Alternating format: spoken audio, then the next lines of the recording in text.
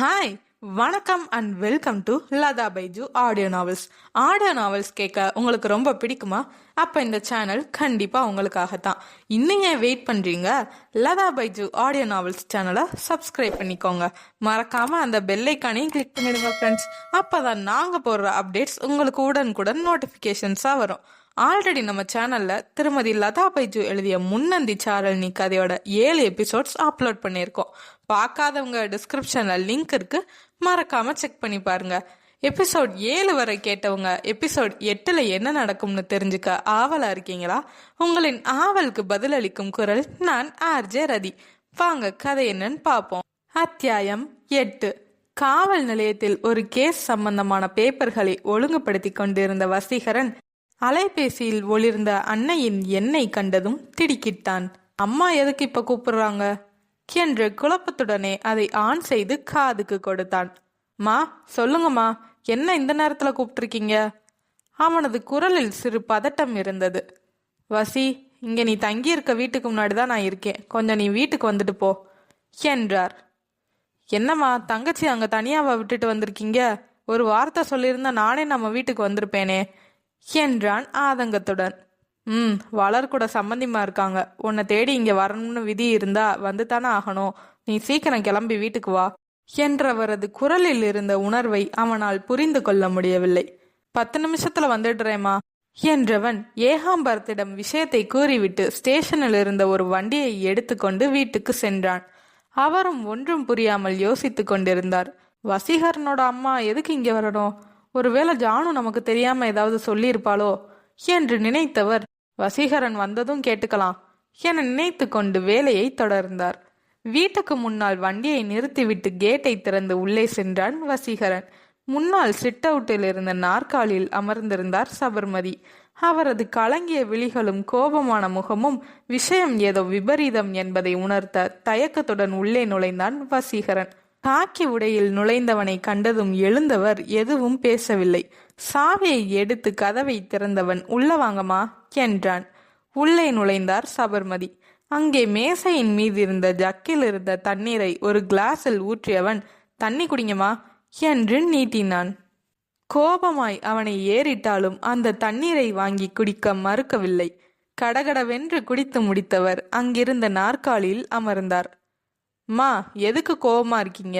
ஏன் நீங்களே இங்க கிளம்பி வந்திருக்கீங்க என்றான் வசீகரன். அவனை தீர்க்கமாய் உற்று பார்த்தவர், உனக்கு தெரியாதா? சொல்லு, உனக்கு தெரியாதாடா? அந்த பொண்ணை கல்யாணம் பண்ணிக்கிறதுல உனக்கு என்ன பிரச்சனை? இந்த கல்யாணத்தால உன் தங்கச்சி ஆபரேஷன் நல்லபடியா நடக்கும்னு இருக்கும்போது உனக்கு உன் வரட்டு பிடிவாதம் தான் முக்கியமா என்று படபடவென்று பொரிந்தார். மா, அது என்று பேச தொடங்கியவனை, நீ எதுவும் பேசாத, நான் சொல்ல வேண்டியதை முதல்ல சொல்லி முடிச்சிடுறேன் என்று அவர் கூறவே அவரிடம் ஹாசினி பேசியிருக்கிறாள் என்பது அவனுக்கு புரிந்தது. வரதட்சணை வாங்கி கல்யாணம் பண்ண மாட்டேன்னு நீ நினைக்கிறது நல்ல விஷயம்தான், நான் இல்லைன்னு சொல்லல. ஆனா இப்போ உன் தங்கச்சி வாழ்வா சாவான்னு இருக்கிற நிலைமையில அதெல்லாம் பார்த்துட்டு இருக்கலாமா?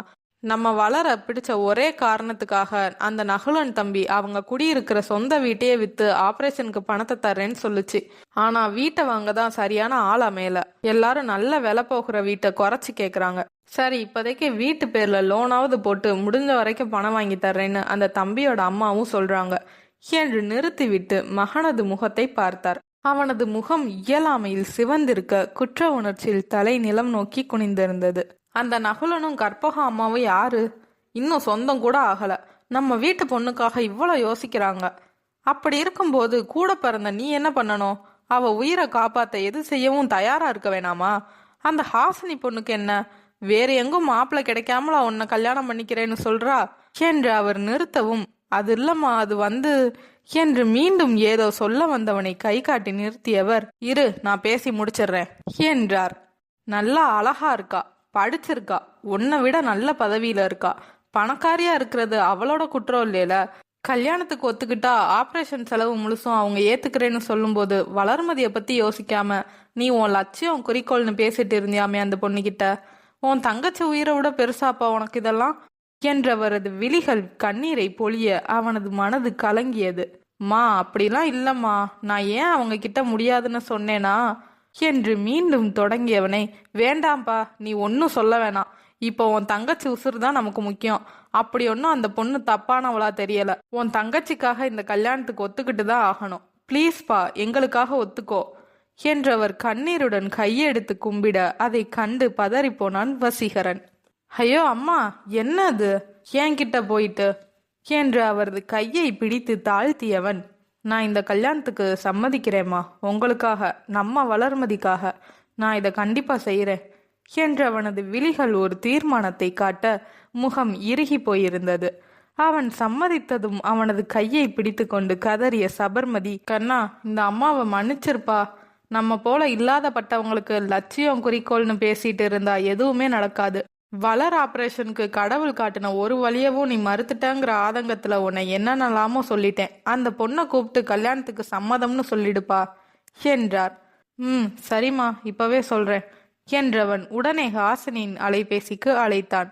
ஒரே ரிங்கில் அவள் அலைபேசியை எடுத்தாள். என்ன வசீகரன், கல்யாணத்துக்கு சம்மதம்னு சொல்ல கூப்பிட்டீங்களா என்றவளது குரலில் ஒரு திமிர் இருந்தது. சுர்ரென்று தலைக்கேறிய கோபத்தை கண்ணை மூடி திறந்து கட்டுப்படுத்தினான் வசீகரன். ஒரு நிமிடம் அமைதியாய் இருந்தவன், இந்த கல்யாணத்துக்கு நான் சம்மதிக்கிறேன், மேல என்ன செய்யணுமோ நீங்க பண்ணுங்க என்று விட்டு அழைப்பை துண்டித்து விட்டான். அவனது குரலில் இருந்த கடினத்தன்மை கண்டு சபர்மதிக்கு சற்று அச்சமாக இருந்தது. ஒருவேளை அவனுக்கு அந்த பொண்ணை பிடிக்கலையோ? இல்லையே, அன்னைக்கு ஹாஸ்பிட்டல்ல பார்த்தப்ப அவன் அவளை ஆர்வமா பார்த்துட்டு இருந்தானே. கல்யாணம் முடிஞ்சா எல்லாம் சரியாயிடும், அத பிறகு பார்த்துக்கலாம், இப்ப ஆபரேஷன் தான் முக்கியம் என்று நினைத்து கொண்டவர் அமைதியானார். வீட்டுக்கு சென்ற வசீகரன் மதிய உணவு வரை ஸ்டேஷனுக்கு திரும்பி வராததால் மதியம் வீட்டுக்கு சாப்பிட வந்த ஏகாம்பரம் வசீகரனை தேடி அவனது வீட்டுக்கே வந்துவிட்டார். வசீகரன், வாசலில் கேட்ட அவரது குரலை கேட்டதும் வெளியே வந்தார் சபர்மதி. வாங்கண்ணே, வசீகரன் கடைக்கு போயிருக்கான், உள்ள வாங்க என்றார். பரவாயில்லம்மா, என்ன திடீர்னு நீங்க இங்க கிளம்பி வந்திருக்கீங்க? பொண்ணுக்கு இப்ப எப்படி இருக்கு? பரவாயில்ல, நானே உங்களை பார்த்து பேசணும்னு இருந்தேன், நீங்களே வந்திருக்கீங்க என்றவர் முன்னால் இருந்த நாற்காலியில் அமர்ந்தார். உங்களை மாதிரி நல்லவங்கெல்லாம் எங்க கூட இருக்கும்போது என்ன கவலை? வசீகரனுக்கு கல்யாணம் முடிவாகி இருக்குனே, அடுத்த முகூர்த்தத்திலே கல்யாணம். வளர்மதிக்கு பொண்ணு வீட்லயே ஆபரேஷன் ஏற்பாடு பண்ணிட்டாங்க. கல்யாணம் முடிஞ்ச அடுத்த நாளே ஆபரேஷன் பண்றது போல இருக்கும். பொண்ணு யாருன்னு தெரியுமா? உங்க எஸ்ஐ அம்மா தான் என்று நிம்மதியாய் புன்னகைத்தார்.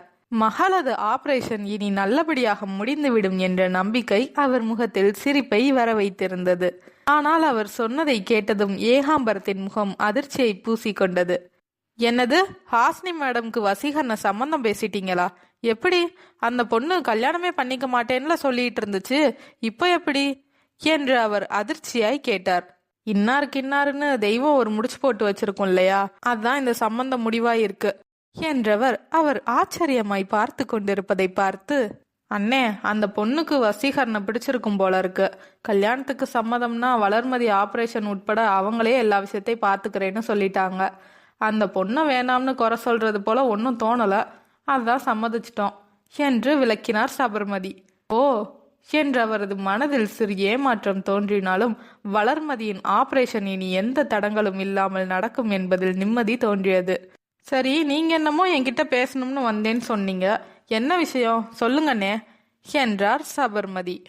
அதொன்னும் இல்லம்மா, நம்ம வளரோட ஆபரேஷன் பத்தி தான் பேச நினைச்சேன், அதான் இப்ப எல்லாம் சரியாயிடுச்சுல, சரி வாங்க நம்ம வீட்டுக்கு சாப்பிட போலாம் என்று அழைத்தார். இல்லண்ணே, இங்க வந்துட்டேன்னு நானே சமைச்சிட்டேன், வசி அப்பளமும் தயிரும் வாங்க போயிருக்கான், நீங்களும் இன்னைக்கு இங்கேயே சாப்பிடுங்களேன் என்றார் சபர்மதி. இல்லம்மா வேணாம், அப்புறம் என் வீட்டம்மா சாப்பாடு பாக்கி ஆயிடுச்சுன்னு சாமி ஆடிடுவா, நைட்டுக்கும் அதையே போட்டு சாப்பிட சொல்லிடுவா, நான் வீட்டிலே சாப்பிட்டுக்கிறேன். சரி நான் வர்றேன், வசீகரன் கிட்ட சொல்லிடுமா என்றவர் அவரது வீட்டிற்கு கிளம்பினார். வீட்டுக்கு வந்து உணவருந்த அமர்ந்தவரை கண்ட ஜானகி, என்னங்க நீங்க மட்டும் வந்திருக்கீங்க, வசீகரன் எங்க என்று விசாரித்தார். மேசையின் மீது சாப்பிட எடுத்து வைத்துக் கொண்டிருந்த சுபாஷினியின் பார்வையும் வசீகரன் வருகிறானா என்று வாசலையே பார்த்து கொண்டிருந்தது. மகளின் மனதில் ஆசையை வளரவிடக்கூடாது என்று எண்ணிய ஏகாம்பரம் வசீகரனின் கல்யாண விஷயத்தை சொல்லிவிட முடிவு செய்தார். ஜானு, வசீகரன் அம்மா இங்க வந்திருந்தாங்க, வசீகரனுக்கு கல்யாணம் பேசிட்டாங்க போல இருக்கு, நம்ம எஸ்ஐ ஹாசினி தான் பொண்ணு என்று அவர் கூறியதும் சட்டென்று அவரை திரும்பி பார்த்த சுபாஷினியின் அதிர்ந்த முகம் அவரை வருத்தினாலும் அவர் தொடர்ந்தார். சுபாஷினி அடுக்கலைக்குள் எதையோ எடுக்க செல்வது போல சென்று அங்கிருந்து கண்ணீருடன் கேட்டுக்கொண்டிருந்தாள். அவள் இருந்ததால் ஒன்றும் பேசாமல் இருந்தார் ஜானகி. ஹாசினி வீட்லயே வசீகரன் தங்கச்சிக்கு ஆபரேஷனுக்கு வேண்டிய ஏற்பாடை பண்ணிடுறேன்னு சொல்லிட்டாங்க போல இருக்கு. சீக்கிரமே கல்யாணம், அது முடிஞ்சதும் ஆபரேஷன் முடிவு பண்ணிருக்காங்க என்றவர் சாப்பிட தொடங்கினார். என்னங்க சொல்றீங்க? அந்த பொண்ணா? அது சரியான திமிர் பிடிச்ச பொண்ணாச்சே. ஆம்பளைங்களை மதிக்க கூட தெரியாத அந்த பொண்ணைய அந்த தம்பிக்கு முடிவு பண்ணிருக்காங்க. அதுவும் அதுக்கு காதல் கல்யாணம் இதெல்லாம் பிடிக்காதுன்னு சொல்லுவீங்க, இப்ப எப்படிங்க என்றார் அதிர்ச்சியுடன். எல்லாம் விதி. வசீகரன் தலையில அந்த பொண்ணு பேர் தான் எழுதியிருக்கு போல இருக்கு. கல்யாணமே வேண்டான்னு சொன்ன பொண்ணு இப்ப வசீகரனை கல்யாணம் பண்ண ஒத்துக்குச்சான். எப்படியோ நல்லா இருந்தா சரி என்று நிறுத்தியவர், நாளைக்கு நம்ம ஜோசியரை போய் பார்த்துட்டு தரகர்கிட்ட நம்ம சுபா ஜாதகத்தை கொடுத்துடலாம், இனி தள்ளி போட வேணாம் என்று விட்டு அமைதியாய் சாப்பிட தொடங்கினார். மகள் உள்ளே இருந்து கேட்டு கொண்டிருப்பது புரிந்ததால் ஜானகியும் வேறு எதையும் பேசவில்லை. அவரது மனது நல்ல ஒரு மாப்பிள்ளையை இழந்ததில் சற்று வருந்தி கொண்டிருந்தது.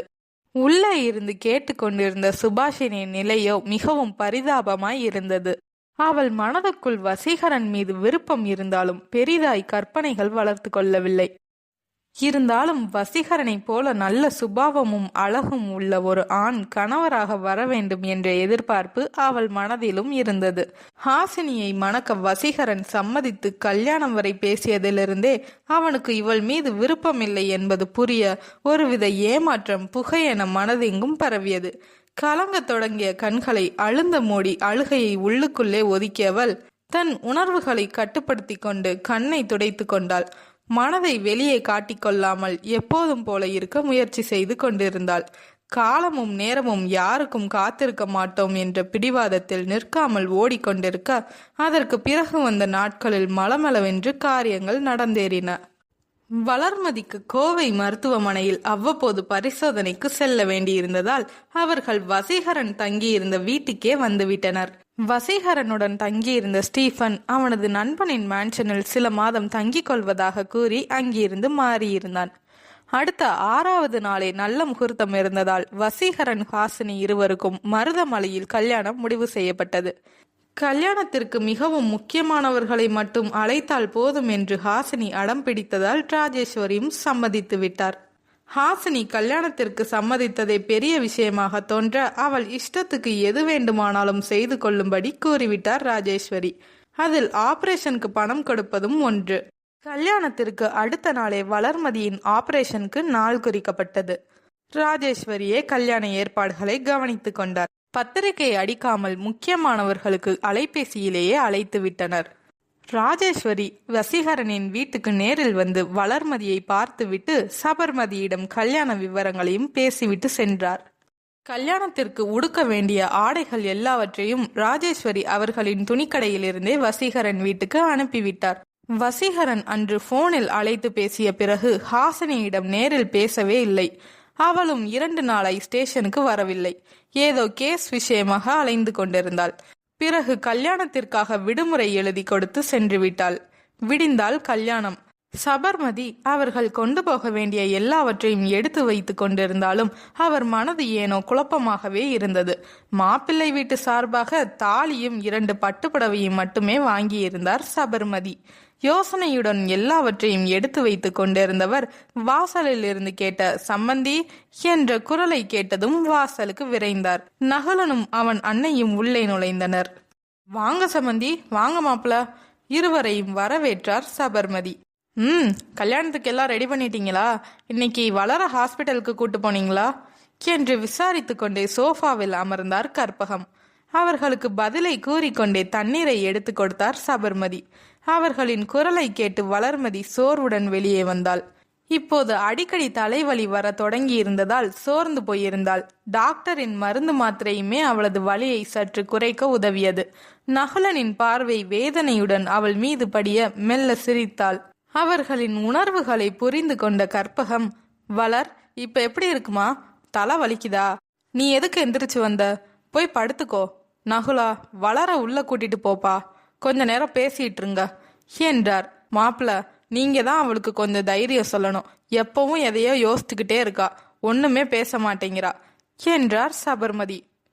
நான் பேசிக்கிறேன் அத்த. வசீகரன் எங்க? என்றான் நகுலன். அவன் ஒரு வேலையா வெளியே போயிருக்கான்ப்பா, இப்ப வந்துடுவான், நீங்க போய் பேசிட்டு இருங்க என்றார். என்றவன் வாவலர் என்று அவளது கைப்பிடித்து எழுப்பி அவள் படுத்திருந்த அறைக்கு அழைத்து சென்றான். என்ன சம்பந்தி, யாரையுமே காணோம், கல்யாணத்துக்கு யாருக்கும் சொல்லலையா என்றார் கற்பகம்.